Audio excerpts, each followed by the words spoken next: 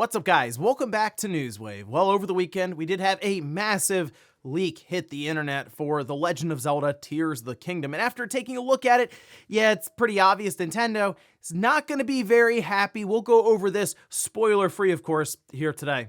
Also, we are going to be talking about an update for Pokemon Scarlet and Violet with all of the patch notes that were released and still some questions for Game Freak with some of their plans. And we'll also be talking about the situation with Xbox and Activision as things are getting really weird, and well, we're going to take a look at the latest headline that proves it. Guys, if you enjoy these videos, make sure that like button helps that a ton, and if you're new here to the Small Wave channel, make sure you subscribe down below. We're going to start today with Octopath Traveler 2. It is out this week, and I'm pretty excited to check it out. Again, there's a lot of stuff coming out right now, so I'm going to do my best to play that along with something like Atomic Heart as I wrap up Hogwarts Legacy. But I did want to take a look at the Metacritic score for it, as reviews did go live at the end of last week. We can see this posted up, sitting at an 84 currently. This is the Switch version. It has the most reviews currently. I believe the PlayStation 5 version is sitting at an 86, but it has less than half the number of reviews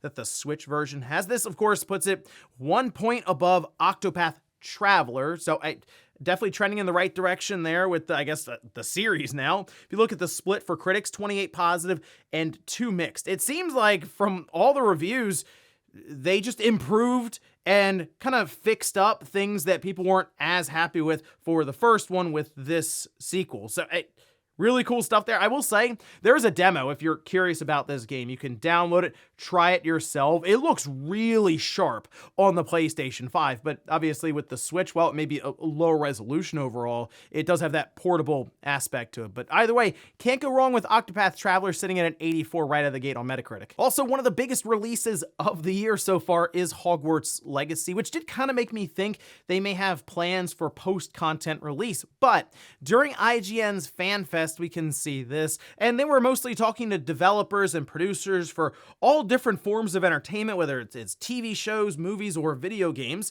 And this is actually from Alan Tu, who's the game director on Hogwarts Legacy, says, "We've been really heads down bringing Hogwarts Legacy to life, so at the moment, there are no current plans for DLC or downloadable content." And looking at how successful this game has been so far with the limited sales charts that we've seen, for example, for Steam, the deluxe edition and the regular edition were just the top two for the entire week globally.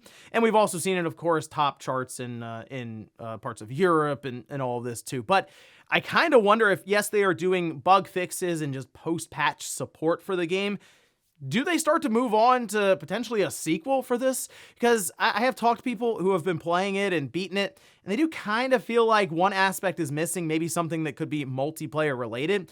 Maybe for the next one, they kind of look into that. But so far, I've enjoyed my time with the game, coming in close to 25 hours. Now, I am getting close to the end of the main storyline, but there's just a ton of stuff to do outside of that. But yeah, at least for now, it seems that the game is feature complete, at least again, for now. Oh, and we had just talked about Legend of Dragoon and how that is heading to PlayStation Plus, the premium classics tier this week. But there were questions around trophies and if that would be a supported feature for this game. Well, this was a story that was posted up by True Trophies, and they say, according to their source, there will be trophy support for the game. However, it may not be there at launch, so just keep that in mind if it comes out and there's no trophy support there.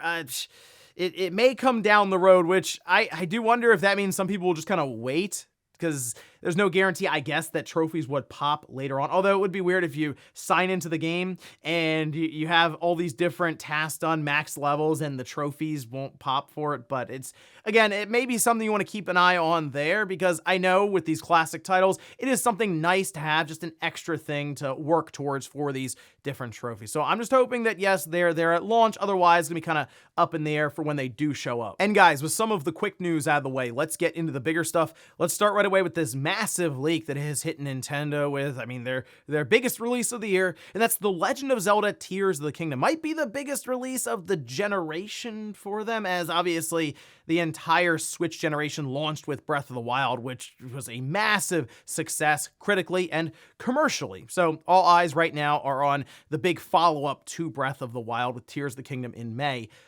But Nintendo has been pretty quiet about this title, specifically reveals around things like the story, maybe different mechanics in the game, characters. But obviously, leading up to that, you would have certain things start to happen in the background since it would have to be ready for retail. One of which is an art book that has started to leak online over the weekend with pages just kind of appearing over the course of several hours. Originally, it started with about 10 or 20 pages, and then it ballooned up to 50 or so. And now there have been talks that almost the entire art book of nearly 200 pages are starting to leak out online. Basically, there is a lot of information getting out there for The Legend of Zelda Tears of the Kingdom, and it is being passed around very, very quickly. Now, my advice for people out there who may want to cover this in videos or on streams, I would not show anything that Nintendo can look at and deem as copyright material. I feel like they are going to show up very soon, could be really this morning, maybe even last night, and just start striking down and removing videos, tweets, anything that would be showing these different images. Now, after taking a look at some of the pages that we're getting out there, you do see different outfits and costumes and what have you for Link, and there are some parts of it that play into the idea of mechanics that have been, I'll say, speculated online. But when it comes to story spoilers, a lot of this is out of context. So it's like that situation where you get a trailer for a movie. And in that trailer, they showed you a scene from the final battle or something, and you didn't really know it because it's out of context. That's what some of this stuff is in these different pages from the art book. Although, I do know the Zelda community, they like to analyze quite heavily, and this is just a wealth of information getting out there. But also, part of this is Nintendo trying to be very secretive around this game, even though we're, like 3 months away from its release, and there's still a lot we don't know about this game. So I expected some sort of direct from Nintendo for Tears of the Kingdom, just one centered completely around it, showcasing it in full, and that could happen a month and a half, maybe away from release. So this is certainly something Nintendo is not going to be happy about, and I'm sure we'll be hearing more about the situation around this art book and how Nintendo will react probably in the coming days. So I guess if anything, consider this a warning if you're trying to avoid any kind of information that would be deemed spoiler territory, as there is still a lot when it comes to different characters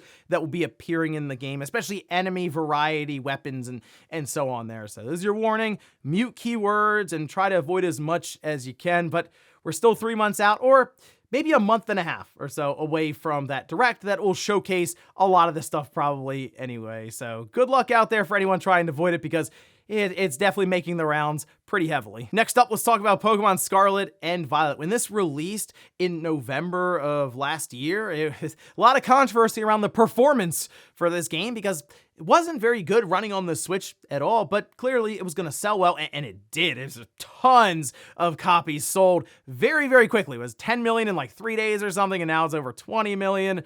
No sweat, it's Pokemon. But we were very hopeful that Game Freak would react and work to fix the performance issues and bugs and glitches in this game. They did mention that there would be a sizable patch coming at the end of February, which we're coming up on now. And hey, Pokemon Day right around the corner, so it does seem to line up completely.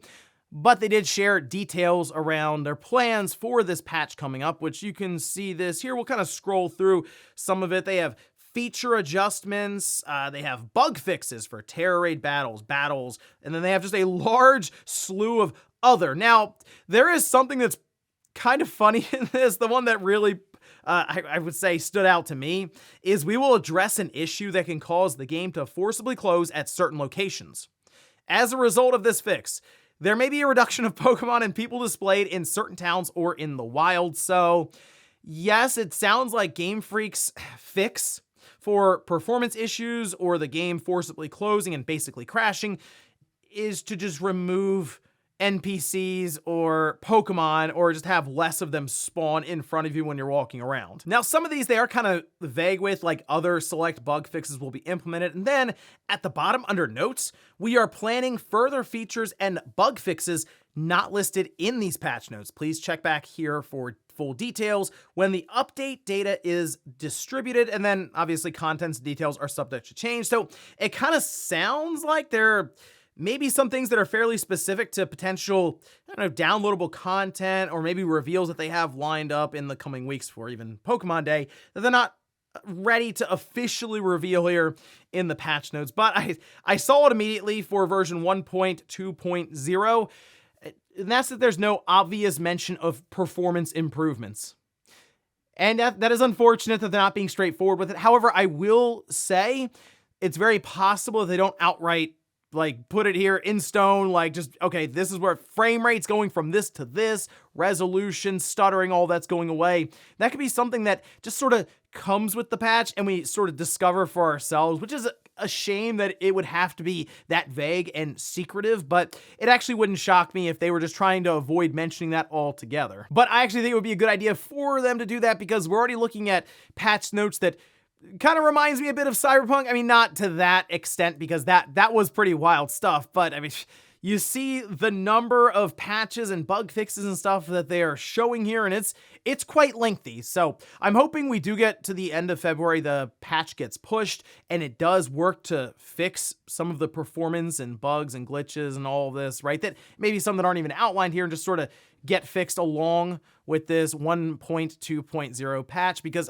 Nintendo definitely said, hey, we're going to work to improve the situation, and a lot of people are hoping that they do keep their word with that, so we'll see if the patch coming out in the next couple of weeks is able to at least fulfill some of that promise. Next up, let's talk about that Xbox, Activision, Blizzard, Sony situation, with Sony trying to run interference with this entire deal, and it sounds like Microsoft is basically going to stand up in court and work to really fight for their case this week, so we'll see how all of that turns out. But I've said before, I don't know how much weirder this deal can get, especially when it comes to the headlines, and I'm proven wrong consistently. Like, we can see this headline that was posted up by Eurogamer, where they say Xbox fans are now tracking Sony's executive jet amidst potential Activision Blizzard deal discussion. So I saw this headline and I was like, that sounds really weird. Like, this whole thing is getting weird. And it's not even necessarily what's being described here, because if you look at it, it seems like there's a tweet here from an analyst who's really following like flight logs days later even. This is from Florian Muller, who says, hard evidence. Sony executives flew from London to Seattle in a Falcon 8X on February 6th, presumably to negotiate Call of Duty license with Microsoft. Now, Sony does have other studios that would be located in Washington. I think that, like, Sucker Punch, for example, is there. And hey, Sucker Punch may be working on some games, or maybe Ghost of Tsushima sequel that could be getting lined up for a potential showcase maybe this year.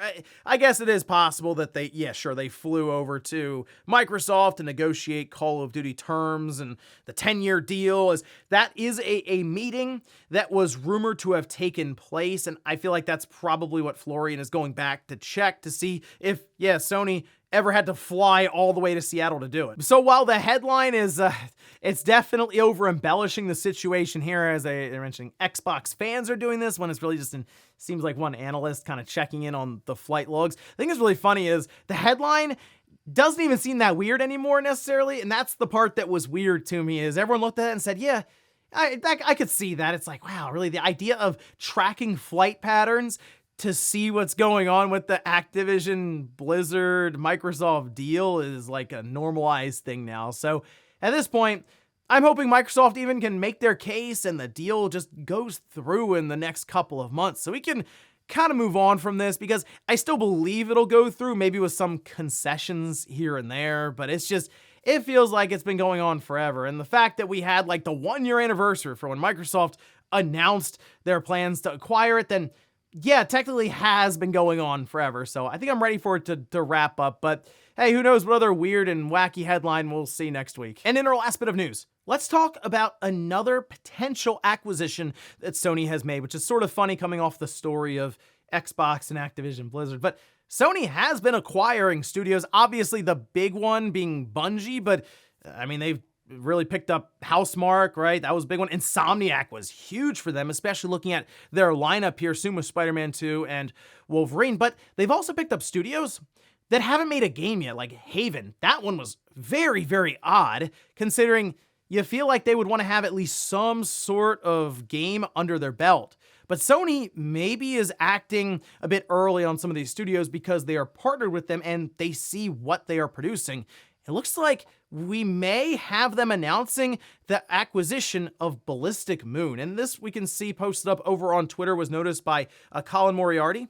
And this is over on their Sacred Symbols PlayStation podcast. They say, what's up with Ballistic Moon, the studio working with PlayStation on Project Bates? Sony hasn't publicly acknowledged the team, so it's interesting it may have been purchased. And this is pointing to a website pitch book that's sort of tracking these different entities, for example, Ballistic Moon, and underneath of that parent company is Sony. Now, we know that they are partnered, as they mentioned, Project Bates, about 47 employees that are being outlined here with the ownership status acquired/merged. Now, there's a lot of legal stuff that goes on behind the scenes, obviously, to acquire another business entity like Ballistic Moon or a studio or any of that. So it does take time, and generally you want to get everything figured out for something of this scale, not like an Activision Blizzard, before you make that official announcement. And they'll push that out in a blog post, most likely, like they did with Haven, or, I mean, they've even leaked out Bluepoint by accident. So it's very possible that they have indeed done this, and I would lean towards that actually being a thing, considering there is some documentation around it over on PitchBook right now. But the question then becomes, why is Sony buying studios before they've actually developed and released a title?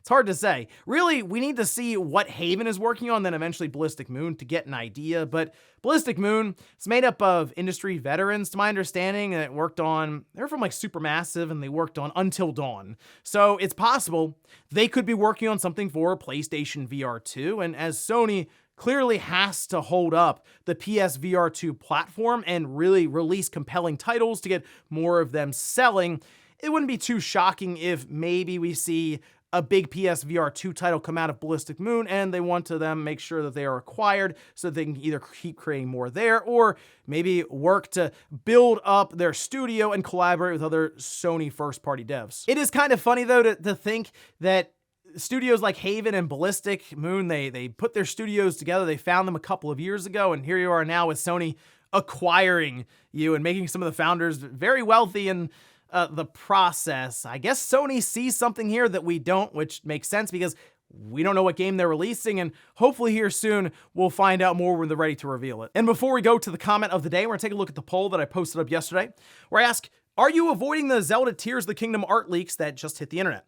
71% say yes, I don't want to see more about the game before release. Then 29% say no, I want to see more information and risk spoilers. I think there are a lot of people that were 3 months out from the game. They just want to see the game. Like, they'll see more about it. Even though I think Nintendo is prepping a presentation, I mean, we're getting really close to release, and people are just kind of getting antsy, I think, around the whole thing. The good part here, I guess, is that it's an art book that doesn't necessarily spoil the end. Like, when we get close to the game's release, just prepare yourself now. A week before release, this game will leak online. The game file will get out there. People will be playing it through emulators or hacked switches. Then you're going to want to be careful because endings will be spoiled, twists and turns for the plot, all of this. But for now, from what I've seen, it's just kind of fun bits of art that are being shown. Things from, I'm sure, concept phases and all of this. But yeah, some mechanics kind of getting confirmed a bit here from this. A lot of speculation and I'm sure analysis that'll pop up online. So again, if you're really trying to avoid it, be careful with all of that as well. And we'll finish up with the comment of the day, as you're seeing here. This is from Rock saying, bro, we need Sega to bring back Skies of Arcadia, either remaster, remake, or a sequel.